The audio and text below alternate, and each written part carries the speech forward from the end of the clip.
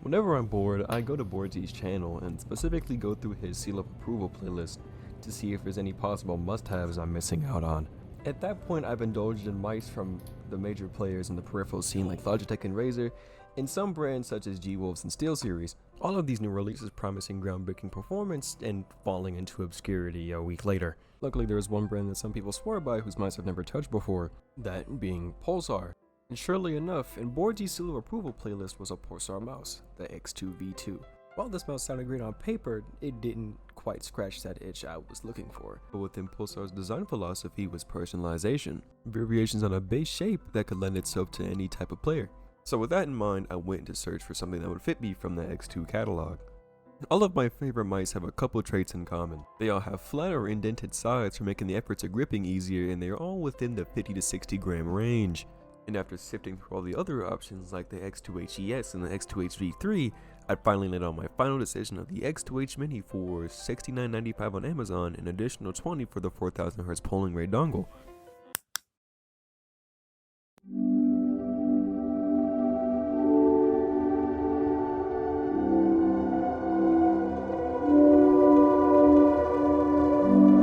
Coming in at 52 grams and compared to its proprietor, the X2V2 has a shorter hump, lower click angle, and is scaled down at the top.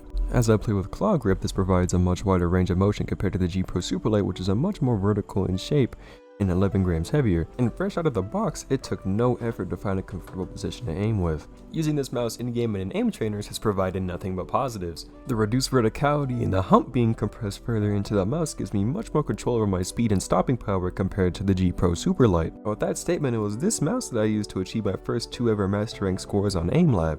The skates are very smooth and very nice in quality and are rather quiet on my glass mousepad, but this is likely due to the smaller surface area. The only complaint I can provide to you is that it came charged 35% fresh out of the box, and even with that, I got about 8 hours of playtime in on the 4K polling rate setting. And trying to pair the 4K dongle was a bit of a task, but I consulted the manual they provide in the box and everything was fine after that. I was also never really one to care for polling rate, as I played with 1K polling rate on all of my mice. Having this additional option provides such a smooth and accurate feeling to my aim, which I really can't describe with words other than beautiful or maybe even GOAT tier. And that made the extra $20 I spent on the dongle much more than worth it.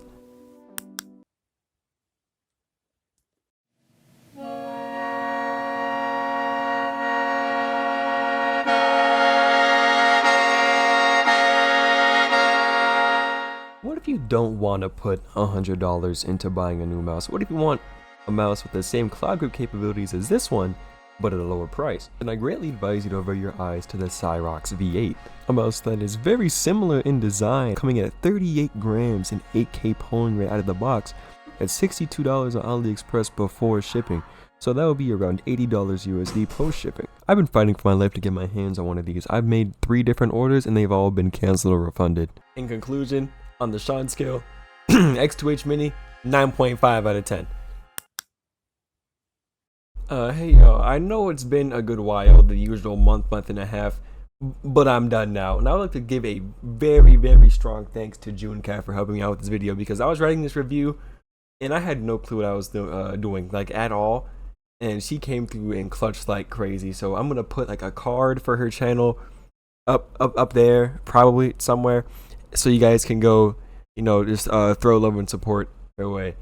Beyond that, like, comment, subscribe, hit that noti bell for future posts, future reviews, future the aim docs, things of that nature, and thank you.